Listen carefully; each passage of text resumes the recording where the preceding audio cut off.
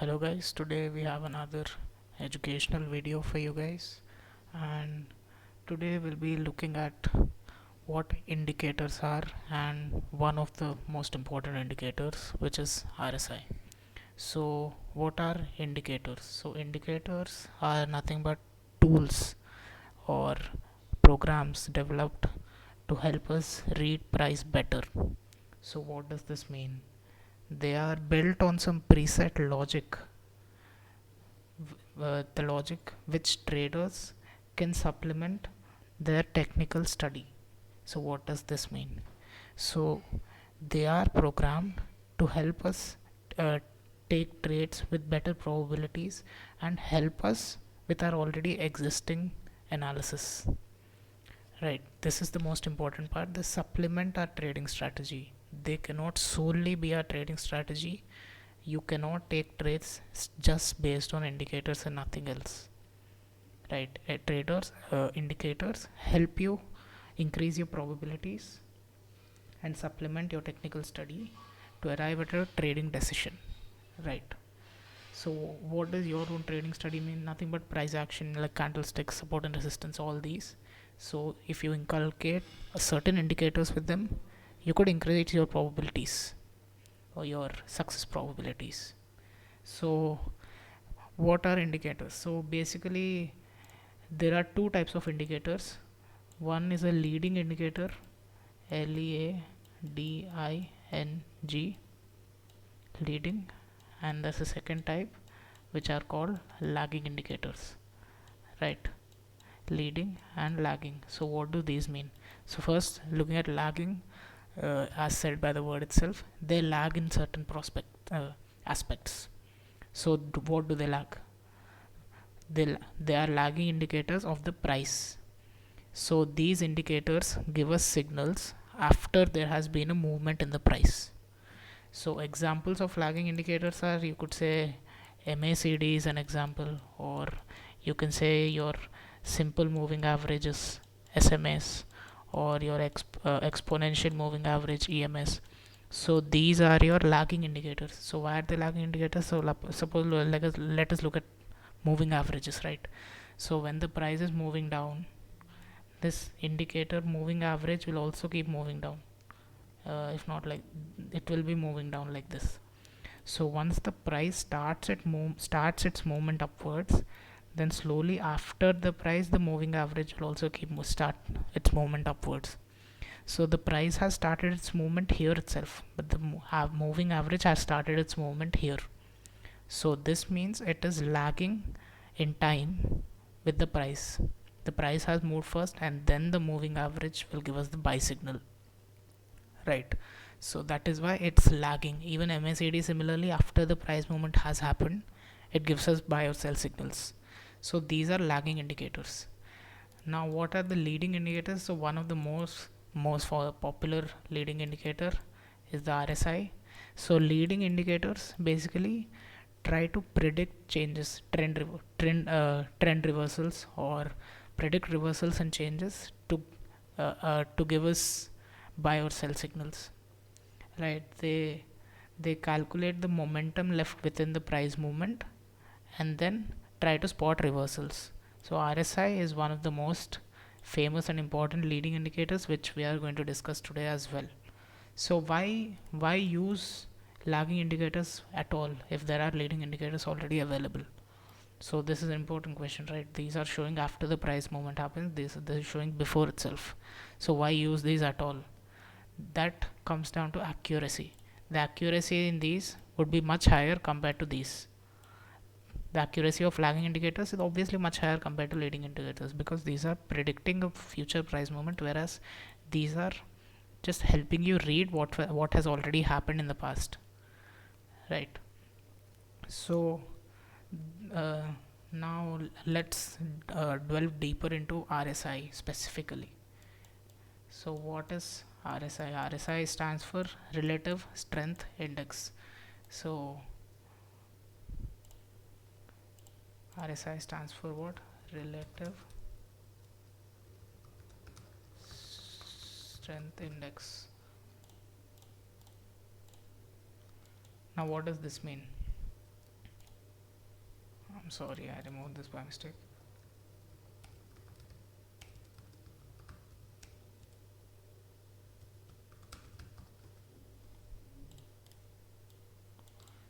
So it was developed by a man named J. Wells Wilder, and it's a leading momentum indicator, as we already spoke, and it shows the internal strength of the price momentum, right? Internal strength of the trend. So it is also calculated by RSI. The formula for RSI is 100 minus 100 divided by RS. Now this RS stands for relative strength. So what is the relative? This is the relative strength index, whereas RS is the relative strength. So the relative strength is also calculated by a formula which I will not go deeper into. So this is the basic formula of RSI, and RSI helps us, as I told, relative strength of the trend. It gives us overbought and oversold regions. So if you see below, this is what RSI looks like, and this this highlighted area is the normal range. The area above this highlighted area is the overbought region, and this is the oversold region. RSI ranges from 0 to 100. It is an oscillatory indicator. So oscillatory means they go between a range. So the range of RSI is 0 to 100. Right, this is the total range of RSI. Now we say there are two ranges. This range above this area, highlighted area, is called overbought. Overbought. And this area below is called the oversold. Right. Now these overbought and oversold area can be in any this is open to interpretation, right? Some people say it's anything above 70 RSI is overbought. Some people say anything above 80 RSI is overbought. Some say 75. So this all comes down to personal preference and what works for you. So here the default settings are RSI from 70 to 30, that is the normal range. Above 70 is overbought, and below 30 is oversold, right? So this is the basic RSI and how it looks like. Now let us so what trading signals does this mean? So the most basic thing is, we say when it goes below 30, when the RSI goes below 30, like you can see right here, this line crossed over and is down below 30 now. So this means we are in an oversold state. Price has been decreasing and we are in an oversold state, and now because it is oversold, there needs to be correction in the price, and now price needs to move up, right? So that is so here this means that here on the crossing you get a buy signal from RSI. This is a buy signal right over here. And when the RSI is going above 70, like you can see in the regions right here, we say that the RSI is in an overbought region and that price eventually needs to correct or come down. So this essentially means RSI crossing above 70 essentially means price is overbought and needs to come down, so it's a sell signal for us, right? So now we just, as I already told you, we just cannot go jump in and say okay, buy at 30, sell at 70. So suppose this was a buy signal, if I take examples, this was a buy signal right here, price corresponding to this is this. You can see that price hasn't gone back to its previous highs, but it hasn't crossed these lows yet either, right? So this was a buy signal RSI gave us here. Now I'll show you some of the failed instances of where RSI gives why I said you cannot blindly use RSI. So here you can see RSI crossed over 70 here, and then price corresponding to this is this. So if you could have sold here, you would have been, this would have been a fine trade, right? Now let us look at the failed instances here. We got sell signals from RSI in 1, 2, 3, 4 and 5 cases. If I so now let me mark the corresponding prices to these sell signals here, and I got one here, I got one here, and I got one at this high. Right, now if, as you can see clearly, this is a trending market, it's going upwards. So the basic logic says in an uptrending market, you buy, right, buy the lows, try to catch the trend. But then RSI here is crossing our 70 range, overbought range. You could have sold here and maybe made a small profit. Yes, agreed. Now what would have happened if you sold in these areas? So price moved down slightly, very slightly, not even considerable, and then you can see what happened to the price yourself. I don't even need to tell you guys, right? So this is why you cannot use RSI blindly. You need to RSI is indicators are just there to help you read price better. Your first instinct would be reading the chart, the candlesticks. Now after reading the candlesticks, you see that it's in an uptrend. Simple. Uptrend, you buy the lows. Simple. You do not look for sell signals, you're looking for buy signals in an uptrend. So whenever it's giving you all these, you just ignore these and look for buy signals. So after all this, it gave you a buy signal. Your first buy signal came here, so you could have bought here comfortably. If you would have bought somewhere here, your stop loss would be below these lows, and your targets can be 1:3, 1:4, whatever, and eventually it will probably hit. Most probably it already hit a target risk to reward of 1:3, right? So in an uptrend, look for buying signals. In a downtrend, look for selling signals. How to judge whether it is an uptrend or a downtrend? Just look at simply looking at the chart is enough, right?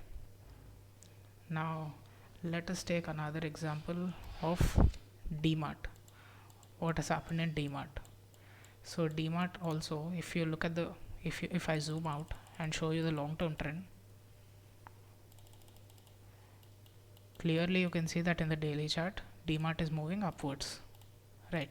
So look for buying signals always. Don't try to short sell DMART. Now if I come anywhere, whenever you see that the RSI is coming anywhere close to the oversold region, right? So suppose I'll show you it happened multiple number of times in this time period.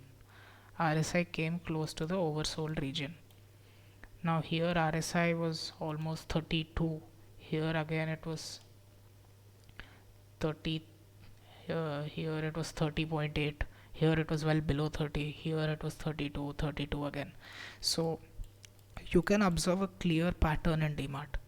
Whenever the RSI comes close to 30, it bounces up, price bounces up. So let me mark the prices corresponding to these whenever RSI comes close to 30, right? Here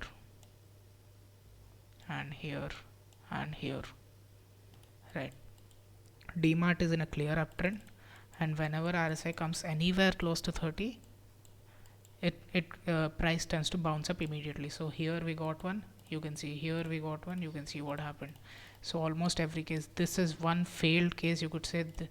This one right here, okay, let's say this is a failed one, and again look at this moment. After when price came to 30, the last RSI came to 30 the last time, look what happened. So DMART is in a clear uptrend. It is a very good, fundamentally a very good stock, and whenever RSI tends to come anywhere near 30, near the range of 30, price tends to bounce back. Now let's look at what is happening right now. RSI is coming down slowly, price is also correcting. DMART has been in correction, but our long-term trend is still upwards, right? Our long-term trend, we cannot say that DMART has reversed and it will continue to move in a downtrend from now. Our long-term trend, our primary trend is still upwards, as you can see in the chart clearly. It is forming good, it has a good structure of higher highs and higher lows on the longer time frames. So now DMART's RSI right now is around 35-36 range. Now looking at the chart, we can see that here there is a good support for DMART. Now when DMART comes here, drops lower, let's say how much percentage is this? drops lower by 5 more percent. That's a 5 more percent correction at DMart. This RSI will also slowly, obviously, as the price corrects, RSI will also slowly come to 30 range, 30 or 32, let's say 30 to 33 range. So what would you do here? You would obviously look to buy because it is an oversold state and it's in an uptrend. So you would look for a reversal candlestick pattern, like a strong bullish pattern, like a hammer or something, and then that would be another good entry. Right, this is not trading advice. I'm just telling you what the uses of RSI are and its applications. Now, sometimes if you uh, so now sometimes if you look at even these are very prevalent in indices as well, not only stocks. So if you see here, Nifty has been ranging between the oversold and overbought regions. Now Nifty clearly is an uptrend. You can see. I mean, this is pretty common knowledge, I'm guessing by now. So you could say that when the crash happened, right? You would obviously, when this is all the chart you have available, you would obviously say, okay, now Nifty is in a very strong downtrend. That is obvious. Now you would be looking for sell signals and not buy signals. So you would be looking to sell whenever the RSI goes to overbought, right? So now when did RSI go to overbought for the first time, anywhere near overbought? Here. This was the first time RSI went to overbought. This was the price corresponding. Now will you sell here? Your answer should not be yes, because again I told you, look at the market structure first. Now if you look at market structure, yes, this is a huge downfall. Now this from here to here, there is a correction.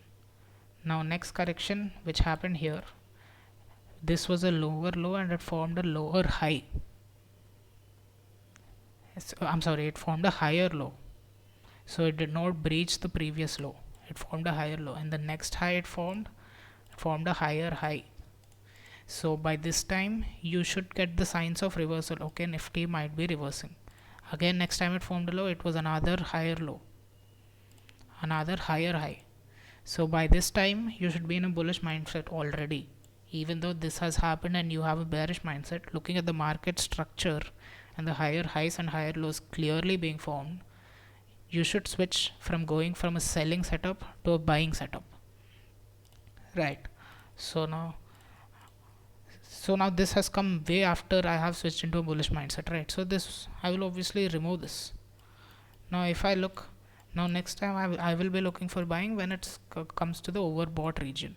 Here is the first time it has come into the overbought region. This was when RSI touched 30.3, and you can clearly see what happened when RSI touched 30.3. Yes, I don't even need to explain what happened.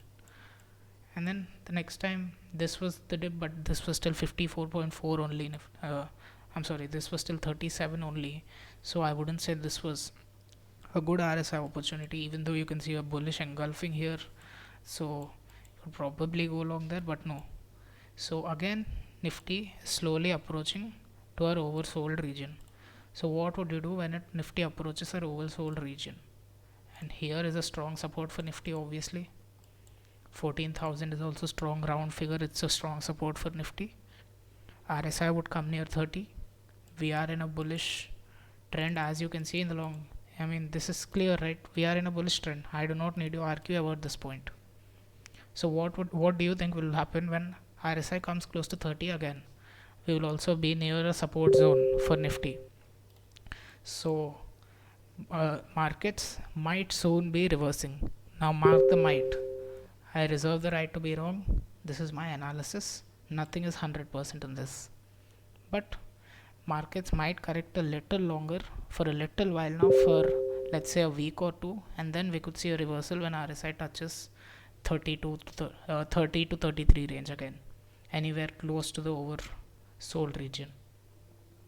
So this is it for this episode of RSI. I'll meet you in the next episode.